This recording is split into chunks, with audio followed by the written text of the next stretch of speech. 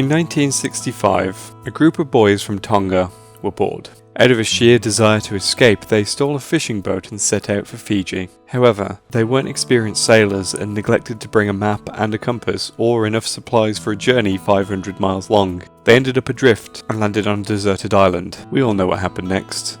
We all know the story of Lord of the Flies, right? Except the reality was very different. The boys did not become savages. Instead, they formed a small commune, working together to survive.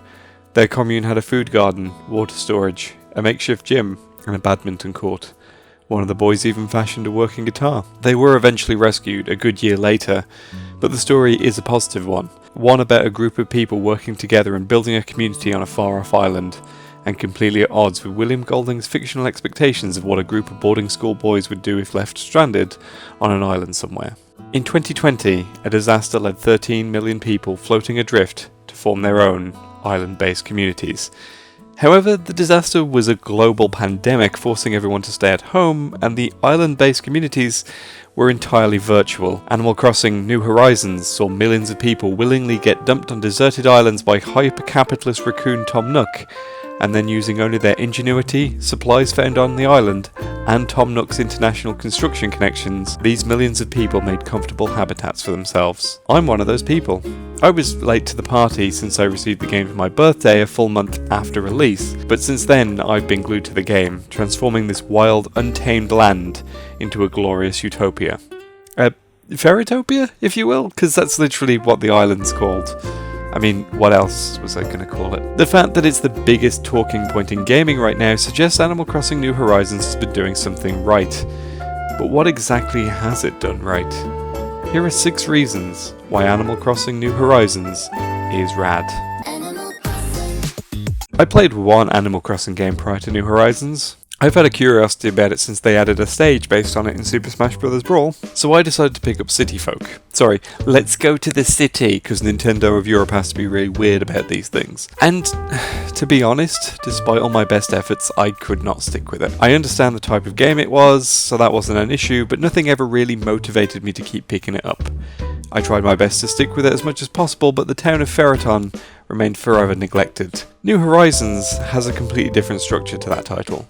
The island life framing device almost gives you a narrative reason to be there, and Tom Nook's days of gradual advice give you objectives to work towards. You want to see this deserted island become a home, and the game keeps teasing you back. And this is exactly how it gets you. I'm at the point in the game where I don't have the specific objectives the game throws at you at the start, and yet I keep coming back. I've invested too much time and bells into the island nation of Ferretopia to not keep coming back. And that opening section is what got me into Animal Crossing. That initial structured way of showing you what the game has to offer you drew me in much better than the here's a town you live in now approach taken by its predecessors. It's a smart way to bring you into the game, and judging by my social media feeds these days, I'm not the only person it worked on. But there's another aspect to New Horizons that makes it a million times more compelling than City Folk. Crafting and customization have worked wonders for the series in my opinion. I no longer feel like some random person thrown into a small town and left in the clutches of a tanuki. I now feel like the architect of my own community, with the tanuki as my construction contact? Okay, because even once Tom Nook's objectives dried up and KK Slider arrived, I found it easy to craft my own objectives. The area around resident services needs to be a hub for shopping and the museum. My residents need pretty gardens. The area running along the river behind my house would make a really nice nature walk. Oh, this section makes for a really nice campsite, so I'll make it as rustic and campsite-like as I can. And now I've obtained 2 world landmarks, I now have to obtain them all. And then I can rule the world. Obtain them for normal reasons. Normal, sensible reasons that don't make me a supervillain at all. Normal reasons. Normal. I'm a normal adult man. Anyway, now I no longer feel bored by my village. I check every day and chip away at my projects as I go. Everything's still a work in progress, but it's my work in progress. And every time I walk through the Ferretopia Plaza of Commerce and Academia, I feel a sense of pride that I built that. It's mine. But I'm in no rush to finish these projects either, which leads me nicely to the next point. I now fully understand the appeal of Animal Crossing. It's always been a game about escaping to a nice pastoral existence where every neighbour is a friend and the local shopkeeper owns your entire soul. But because I always found it difficult to settle into the game, its appeal never latched onto me. I didn't want to load it up and have a chill time, I wanted to play something where I was actually doing something, and no amount of hide and seek was solving that. But because New Horizons has me in its fearsome raccoon-handed grasp, now I do load the game up sometimes just to chill in my second home. I built up a nice space, and now I want to keep living in it. Wandering around the plaza, chatting to my neighbours, taking in the virtual sea breeze, dressing as ridiculously as possible, rearranging my house, you know the deal. All of this was part of the series to begin with, but I never got into it to the point where I just wanted to play it for all of that. And now it's consumed my life, and you know what? I'm fine with that. It's a game I've stayed up till 3 AM playing at times, and weirdly I don't feel guilty about that, which is how I know this music exists.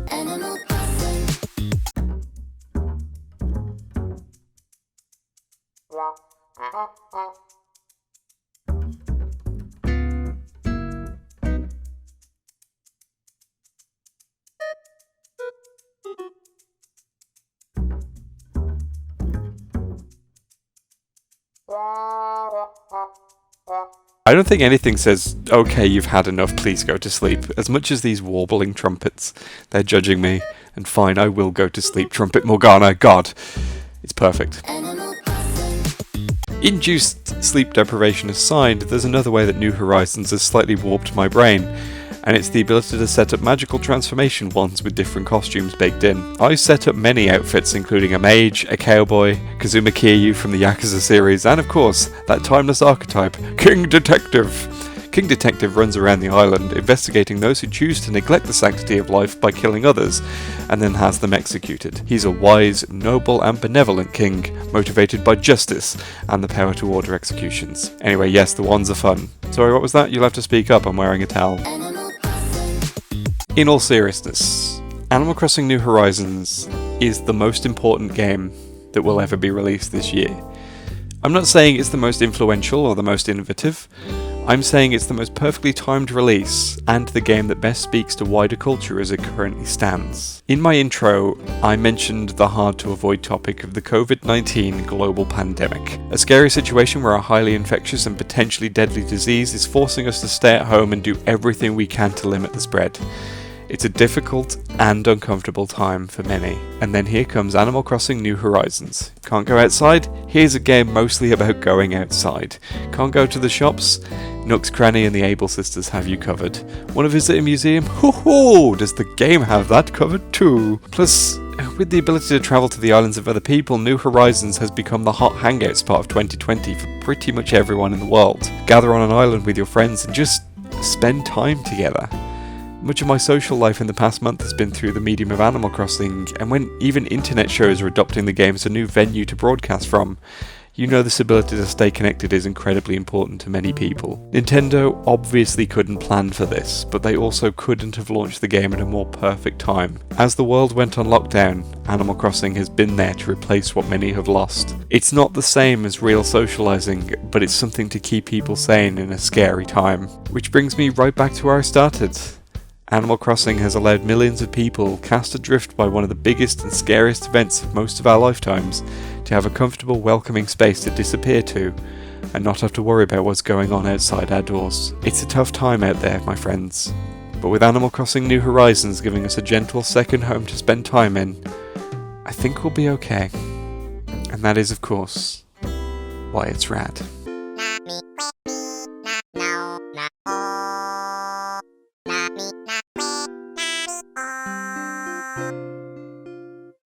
Me.